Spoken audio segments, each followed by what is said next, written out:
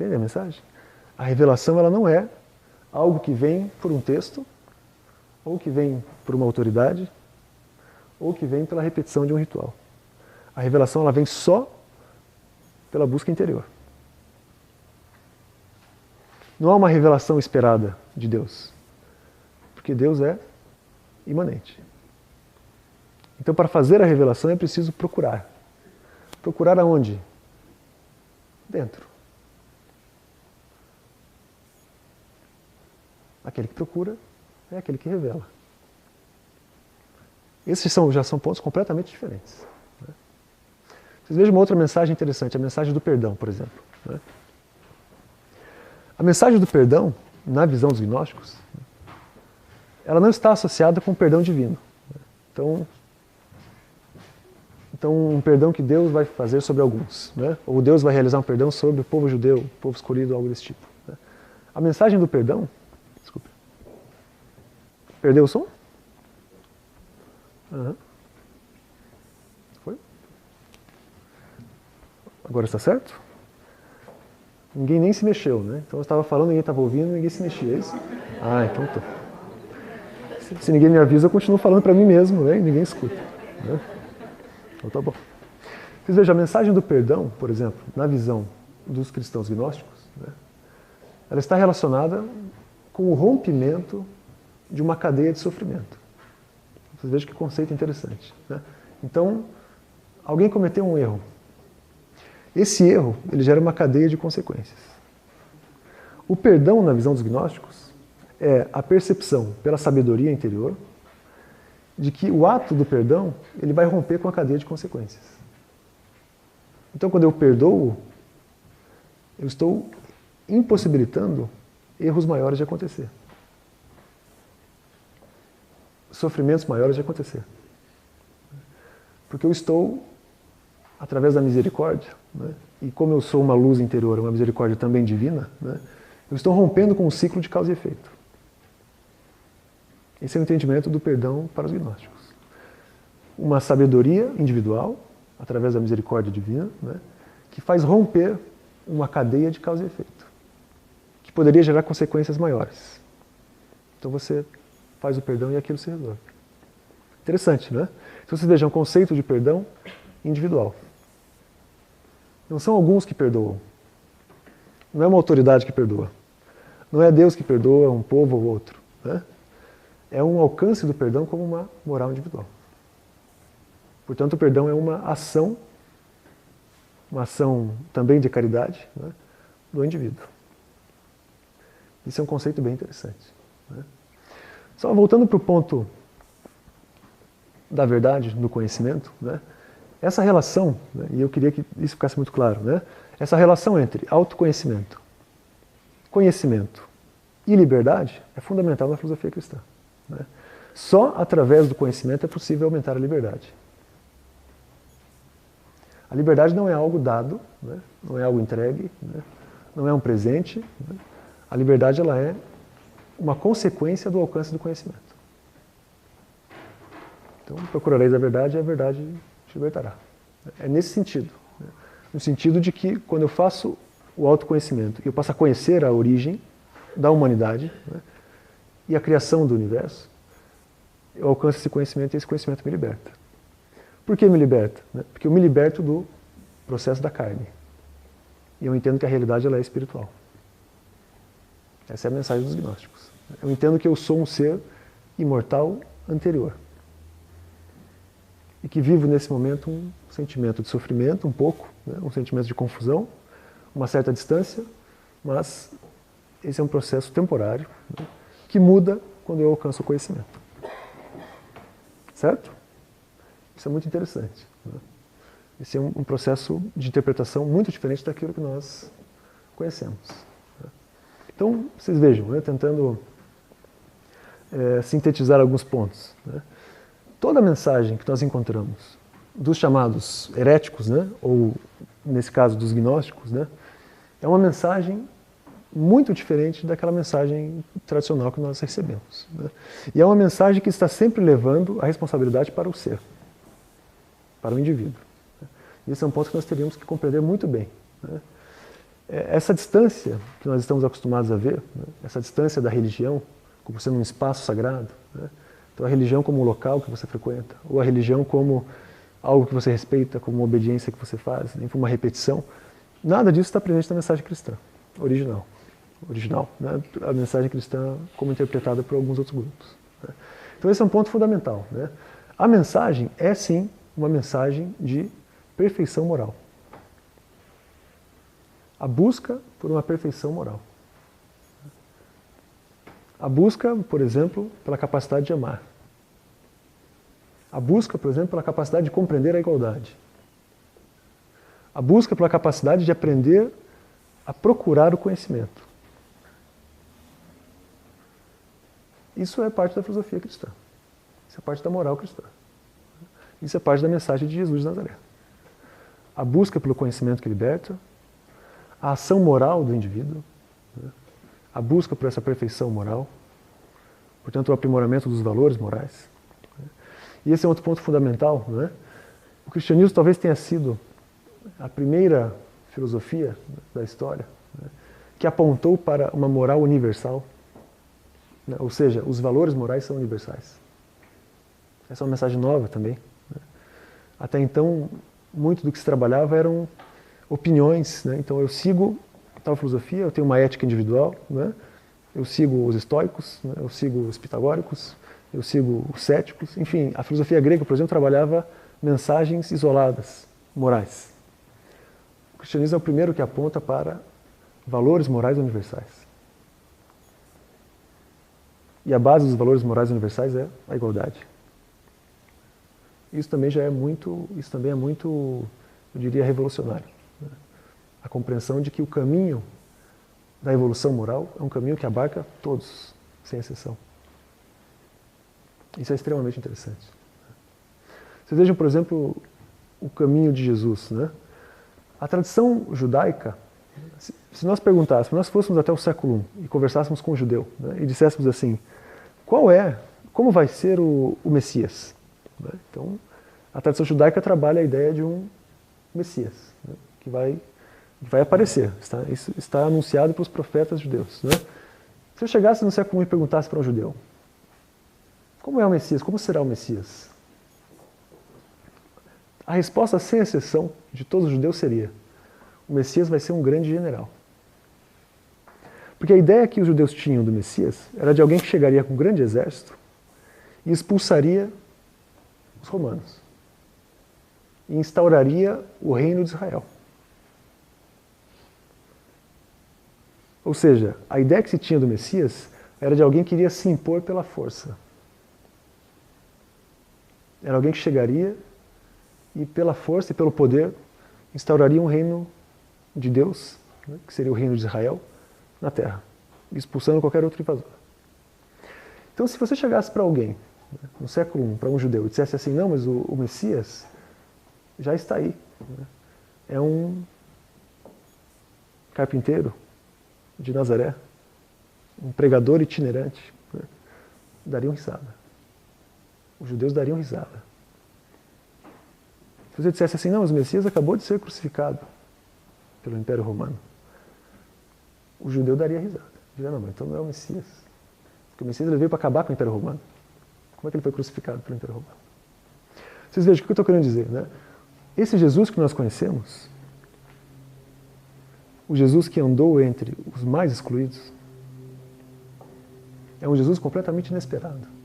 Por isso a mensagem dele não foi compreendida. Esperavam um Messias que trabalharia com a força e com o poder. E o que nós encontramos foi o contrário. Foi um Messias que trabalhou com a igualdade. Foi um Messias que estava entre os mais excluídos do contexto. Vocês vejam, na tradição judaica, é preciso ter longe da cidade um local para jogar os leprosos. Eles não ficam na cidade, você joga eles longe da cidade, em outro lugar. Jesus atendeu os leprosos. Não se pode conversar com as prostitutas. Jesus conversou com as prostitutas. Se discrimina os escravos. Jesus conversava com os escravos. Os doentes são rejeitados. Jesus atendia os doentes. Vocês vejam o que eu estou querendo dizer. Né? Essa mensagem da igualdade é uma mensagem que está na vida de Jesus de Nazaré. Ele caminhou entre os mais pobres, entre os doentes, entre os escravos, entre os excluídos do contexto. E essa mensagem não foi compreendida no momento, porque não era nem o que se esperava. E eu diria que nós estamos até hoje tentando compreender. E ainda não compreendemos. A mensagem ela não é só espiritual, ela é também uma mensagem social. Essa igualdade ela não é uma igualdade que está em outro plano espiritual. É uma igualdade que também aqui deve se colocar. Por isso a força, por exemplo, da caridade é tão forte. Por isso nós vamos observar que nas primeiras comunidades cristãs, como por exemplo a comunidade de Jerusalém, onde Pedro ficava, era praticamente um local de atendimento. Os doentes iam para lá. Eles distribuíam, por exemplo, pão. Então faziam uma coleta e distribuíam pão entre a comunidade. Isso é algo muito novo, por incrível que pareça. Você ter preocupação com o outro é algo novo. E vem da ideia de igualdade. Você ter disposição, por exemplo, para fazer a caridade é algo novo, que está aqui na mensagem cristã. Você se colocar em prontidão para auxiliar o outro, por exemplo, na busca pela verdade, é algo novo também. Você compreender que os excluídos de hoje não são excluídos, são iguais, é algo novo também. É algo que está na mensagem cristã. É esse o propósito. Né? Essa é a busca. É aí que reside a mensagem. Mas, infelizmente, o que nós percebemos, né, é que entre roupas especiais, né, entre templos, entre rituais, nós fomos colocando algumas máscaras na frente da mensagem. Então, ao longo dos séculos, nós fomos criando camadas que não existiam. E, de repente, chegamos hoje no século XXI e você olha e mal consegue enxergar a mensagem. Porque a mensagem ela está perdida em meio a máscaras. Que máscaras são essas? A máscara da distinção, da diferenciação entre as pessoas. Né? A máscara da autoridade. A máscara da salvação. A máscara do pecado como algo irreparável. Portanto, a máscara que tira do indivíduo a ação. Que não era a mensagem cristã. A mensagem cristã sempre foi o ser no caminho de se tornar um ser melhor. Através dos valores morais, através do aumento da sua liberdade pelo aumento do seu conhecimento e através principalmente da busca pelo autoconhecimento. Então, talvez, né, eu diria que seria importante, né, se nós, pelo menos, utilizássemos alguns desses apontamentos. Né, é claro que não dá para, em uma hora, né, trabalhar os elementos, todos os elementos, né, mas pelo menos eu diria que se nós conseguíssemos romper com aquilo que nós julgamos certo e romper com essa distância que nós fizemos entre nós e Jesus de Nazaré, então, é outra coisa. Se nós rompêssemos com isso, eu já acredito que seria um grande avanço. Se nós entendêssemos que não. A mensagem ela é necessariamente prática. Não é uma mensagem de utopia, não é utópica. É uma mensagem para o presente. Por isso foi tão ruim, por exemplo, essa mudança no conceito da ressurreição. Né? Porque todos aguardam o momento da ressurreição do corpo. Quando a ressurreição ela é espiritual hoje, alcançando a iluminação. Saindo da ignorância e alcançando a iluminação. Então, eu acredito que esses são alguns traços básicos, né? Alguns elementos, eu diria, centrais. Né? Esses textos, né, esses evangelhos dos excluídos, né, ainda estão para serem estudados. Né? Então, como eu disse, estão aí há 40 anos, né? Então ainda há muito material. Né? Então eu entendo que ainda haverá uma grande revisão daquilo que se compreende como cristianismo. Né? Sem dúvida, ainda haverá transformações intensas na nossa compreensão. Que bom. Né? Porque o principal é abandonar o dogma, abandonar qualquer tipo de congelamento das ideias, né, e assumir uma busca constante pelo conhecimento. Então nós vamos aos poucos, né, entendendo melhor a mensagem, né, nós vamos aos poucos traçando algumas compreensões novas, né, rompendo com alguns limites que foram colocados e, quem sabe, nos tornando pessoas um pouco melhores, né. Se somos cristãos, então, não sei se todos são, né, mas se eu me considero cristão, eu preciso entender que essa mensagem ela é prática. Certo? E o olhar sobre a história, né, nos ajuda a realizar essa compreensão.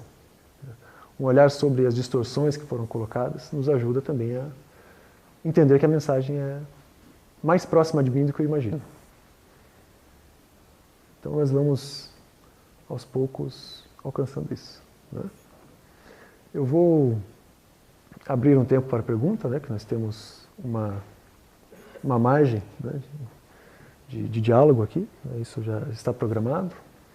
Então eu queria, nesse momento, né, perguntar se alguém quer fazer algum tipo de observação, tem alguma dúvida, né? Sim. Opa.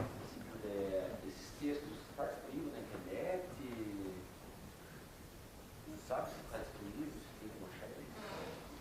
Esse de 1945? Uhum. Eu não escrevi o nome aqui, né?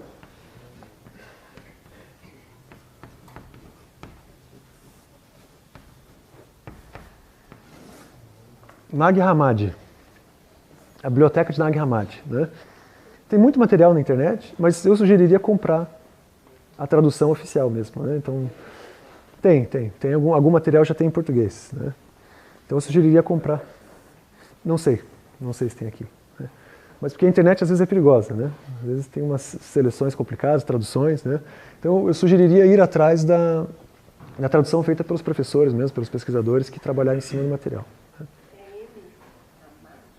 São dois M's, desculpa. Outra pergunta que eu tenho Diga. não tem nada a ver. Qual que é o posicionamento hoje da ortodoxia e igreja católica que seja em relação a Nag Hammadi? Pois é. Como os tempos mudaram, né, felizmente, né, não foi possível sequestrar essa informação aqui. Né. A verdade ela foi sequestrada por um bom tempo. Né. Hoje já não dá mais. Então, por exemplo, quando esse material surgiu e se descobriu a sua proporção, né, a própria ONU assumiu o papel de coordenar o trabalho de tradução, né. Então a Unesco chamou um grupo de professores, especialistas, né, e os professores passaram a trabalhar na tradução, né. Ou seja, hoje não tem como pensar em segurar isso, né, como foi segurado por muito tempo, né, outros tipos de mensagem, né. Então, felizmente é assim, né, o conhecimento está mais... Ainda bem, né? Está mais aberto, né? Alguma pergunta? Você falou dos gnósticos, eu me lembrei daquela frase de Sócrates: conhece-te a ti mesmo e serás. Exatamente. Esse é um ponto bem relevante, né? Eu não sei se eu deixei bem claro assim, né? Os grupos gnósticos, boa parte deles estudava filosofia grega, né? E esse é um elemento interessante, assim, porque o fato de você aceitar que você precisa compreender os grandes nomes do conhecimento, né, te faz entender melhor todas as mensagens, né? E o curioso é que, por exemplo, há um outro cristão importante que é o Orígenes, né, que ele começa a ele estuda a filosofia grega e ele começa a dizer, por exemplo, que o cristianismo é uma continuação da filosofia grega. Então ele diz assim que na realidade todos os profetas judeus, né, todos os grandes pensadores da filosofia da história da Grécia, né, e o cristianismo, eles fazem parte do mesmo processo, que é um processo de conhecimento da humanidade, né. Então o cristianismo, na verdade, ele é o auge desse processo, né. Isso é muito interessante porque nessa visão, né, Jesus é visto como um grande educador. Não é um salvador, né, não é nem mesmo um profeta, é um grande educador, né. Então é uma pessoa que veio trazer uma mensagem e trouxe uma mensagem que é a melhor mensagem que nós temos. Então, seguindo essa compreensão, né, é uma linha, né, de evolução do conhecimento, os profetas judeus, os filósofos gregos, e você chega à mensagem cristã, né. Isso é muito interessante, né. e eu diria assim, muito importante. Esse processo de dizer que só isso é o que deve ser conhecido, né? Então, isso aqui é o certo, esses 27 textos. É um processo que isola a verdade, né? E, portanto, destrói a verdade, né? Porque a verdade está em construção, ela não pode ser fechada nem congelada, né? Então, felizmente, esse processo aconteceu em outros grupos, né? Que bom, né? Esses achados são os achados da caverna de Guru? Não. Então, tem alguns, por exemplo, na mesma década, um pouco antes, encontraram aqueles manuscritos do Mar Morto, né? Só que não é referente aos grupos cristãos, né? É anterior, né? É do século I, II antes de Cristo, né? Então se referem aos essênios, é um grupo de judeus, né? Judeus eremitas, né? Tem algumas outras descobertas isoladas, né? Tem, por exemplo, no final do século XIX, se encontram um evangelho de Judas, se não me engano, né? Mas também só partes, né? Então há uma dificuldade, né? Nag Hammadi foi muito forte, porque foram 52 textos, né? E textos completos. Então, isso foi muito impactante, assim, né? E nos auxilia a repensar todo o processo. Eu quero dar os parabéns para você, né? Porque imagino que é um assunto difícil de falar em uma hora, né? Além do que é polêmico, né? Tem que ter cuidado aonde avançar, porque rompe com algumas verdades, algumas premissas, né? Que se acredita em dogmas e é perigoso, né? Sim. Então, parabéns para você pela isonomia que você teve, fazendo uma retrospectiva histórica, ajudando a esclarecer. Muito bom. Tomara que esse processo continue, que tenha outras palestras nesse foco. Eu acho que as pessoas têm interesse em perceber. Pena que não está cheio, né? Está cheio aqui, né? Sim. Fantástico.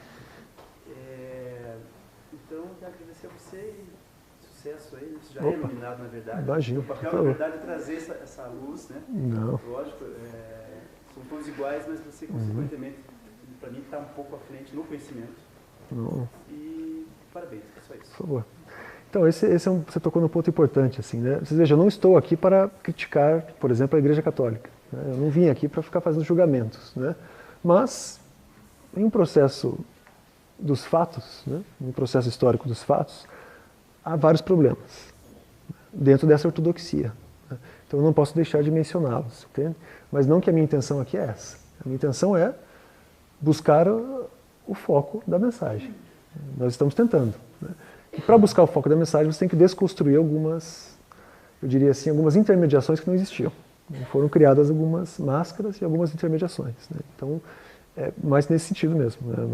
Não é uma agressão, né? Se eu fosse agredir, eu estaria incorrendo no mesmo erro, né? O erro de dizer que eu estou certo e o outro está errado, né? Dizer que aí eu sou o ortodoxo e o outro é o herege, né? Então, não é essa a proposta, né? A proposta é buscar um senso crítico, né? Então, é o contrário da fé cega, né? É o senso crítico.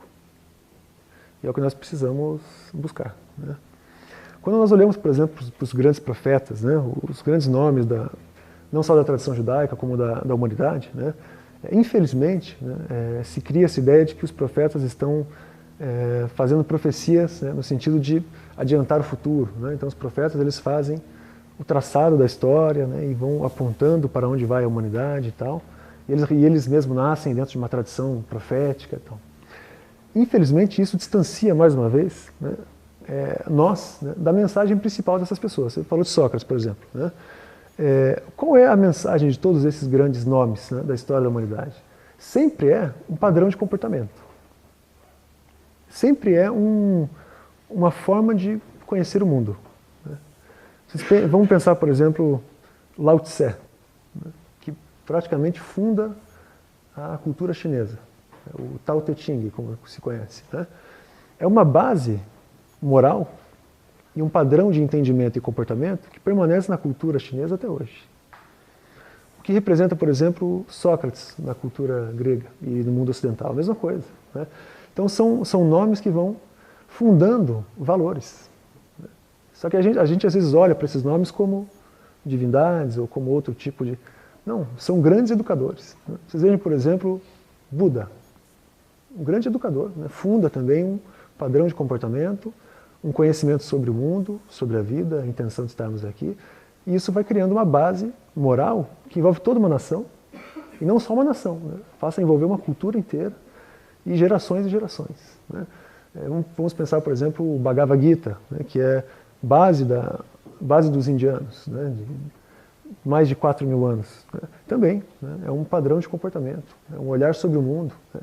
Então, quando nós pensamos na filosofia cristã, nós temos que pensar dessa forma. Né? A mensagem que chega do cristianismo não é uma mensagem que é apocalíptica, né? Uma mensagem de fim do mundo. Não, é uma mensagem que serve para fundar uma guia. É um guia. É um guia cultural. Né? É um padrão de comportamento. Né? É um padrão de conhecimento. Exatamente. Né? Essa que é a intenção. Né? É uma fundação na qual nós vamos caminhando. Né? Então, quando a gente traz isso para o grau do conhecimento, né? A gente começa a avançar, né? Eu diria. Né? E assim é com todos os pensadores. Né? Não só com o grande educador Jesus de Nazaré, como com todos os outros. Eles vão nos direcionando. Né? Mas quem faz a construção somos nós. Isso é inevitável. Né? Vem um educador e apresenta o conteúdo. Mas eu preciso procurar conhecer, né? E preciso processar esse conhecimento. Então é sempre assim. Alguma pergunta?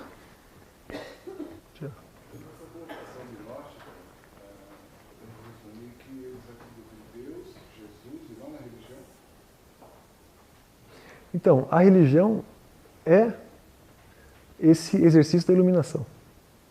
Então, é esse que é o ponto. Né? Nós estamos acostumados com o conceito de religião muito estático. Né? Então, a gente está acostumado com esse conceito de religião, que envolve um ritual, né? Envolve um espaço sagrado, envolve uma hierarquia, envolve uma vida religiosa, mas na verdade não. Na verdade, religião tem mais relação com religiosidade. Né? Religião tem muito mais relação com eu diria assim, um padrão de comportamento individual, né? E não com um espaço, ou com uma hierarquia, ou com um ritual. Né? Então, sim, os gnósticos são religiosos. Sem hierarquia, sem rituais, sem qualquer tipo de distinção entre eles, são religiosos. Uma outra forma de religião. Na minha opinião pessoal, muito melhor do que a que nós aprendemos. Oi?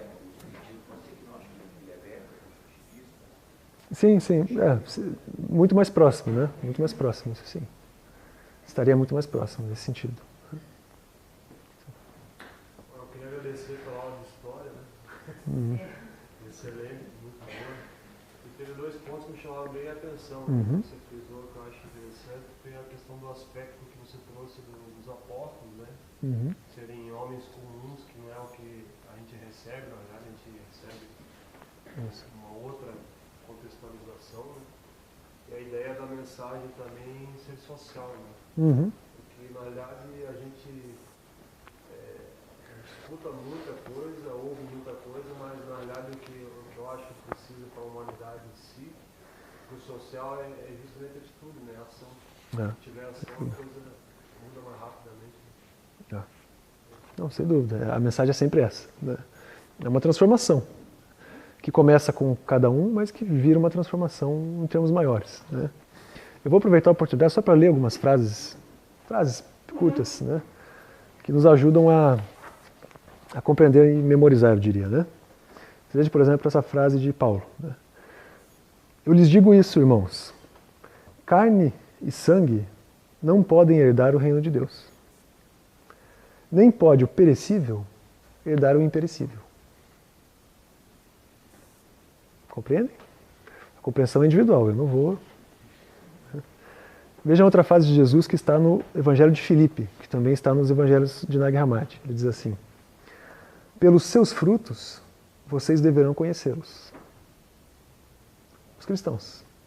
Então, o que faz um cristão um cristão? Pelos seus frutos, vocês deverão conhecê-los. Não por um processo de ritual, pelos frutos daquilo que ele faz. Você conhecerá o cristão. Então são mensagens, eu diria assim, maduras, né? Extremamente interessantes. Né? Alguém tem alguma pergunta? Diga. Essa imagem de... Em primeiro lugar, parabéns também, né? Opa. Pela sua palestra. ela é construída, né? Ela é ortodoxa? Sim, sim. E por que algumas religiões, assim, esses ensinamentos que a gente tem, continua-se ainda a gente ter essa imagem como centro, assim, com orientação, sei lá, alguma coisa assim? Você diz por que permanece? A imagem, isso, por que? Pois é o problema da tradição, né? Mais uma vez a gente entra no mérito do senso crítico, né? Como nós estamos acostumados com a submissão, você não questiona. Quando inicia um processo de questionamento, você muda a compreensão, né? Então, por exemplo, a imagem de Jesus. Se você não começa a questionar o que representou, você vai continuar com a mesma imagem, né? Então, a imagem da Santíssima Trindade, você vai continuar olhando para a foto, né? Para a foto não, né? Para essa construção, para as pinturas, né? E é isso. Então, você não vai trazer isso para o campo do aperfeiçoamento individual, né? Então, a grande questão é essa, né? É entender que não é um desrespeito a Jesus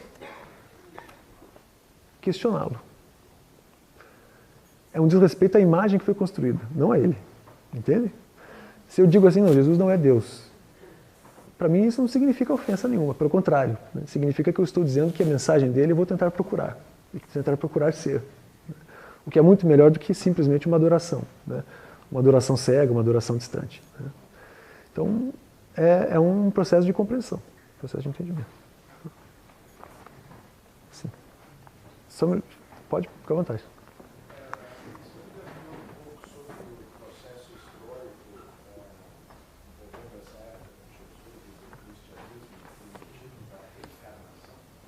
Ah, sim.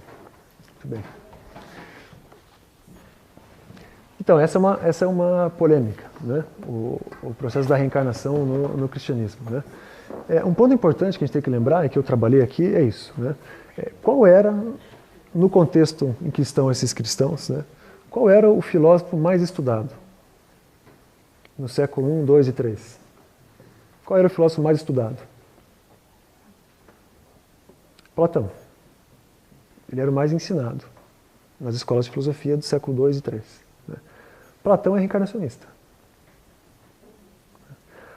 A cultura helenista, né, que é a base desse mundo aqui, nesse contexto aqui, ela está fundada em alguns grandes pensadores, né? Por exemplo, Pitágoras e Platão são grandes nomes fundadores da filosofia grega. Os dois são reencarnacionistas. Ou seja, o que eu estou querendo dizer, né?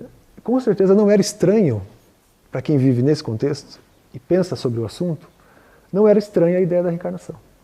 Não é uma ideia distante ou estranha, né?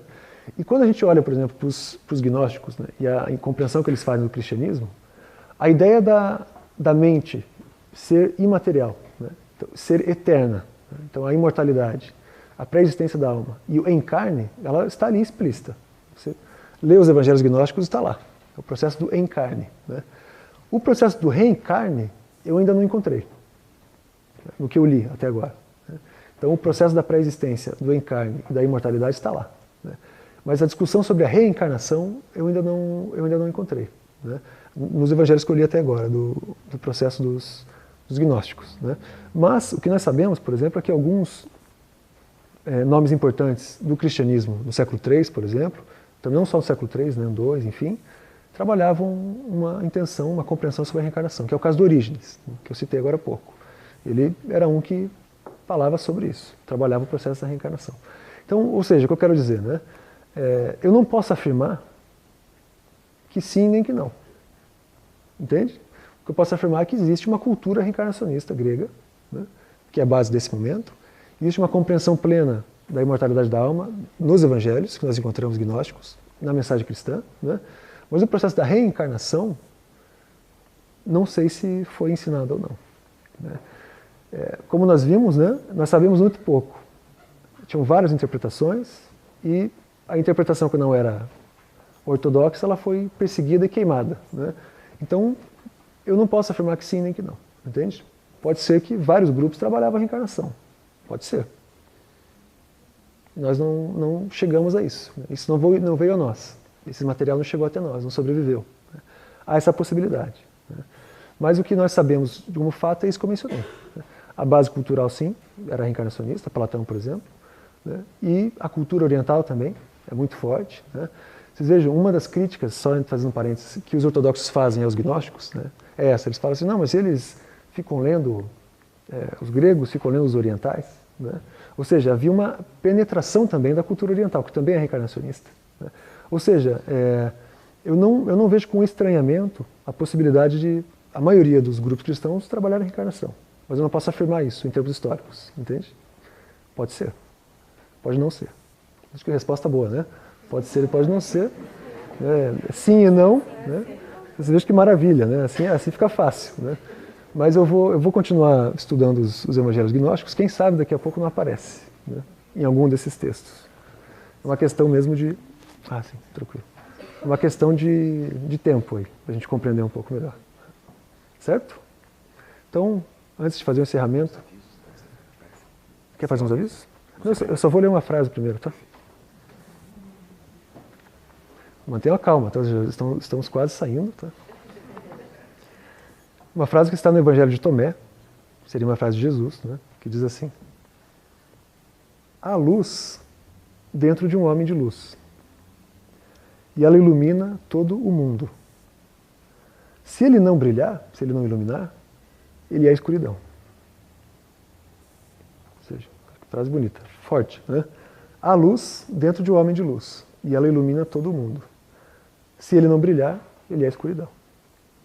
Você veja essa relação que nós trabalhamos entre a iluminação no sentido do conhecimento e a escuridão no sentido da ignorância, no sentido do desconhecimento. Certo? Então fica aí no ar, né, a mensagem.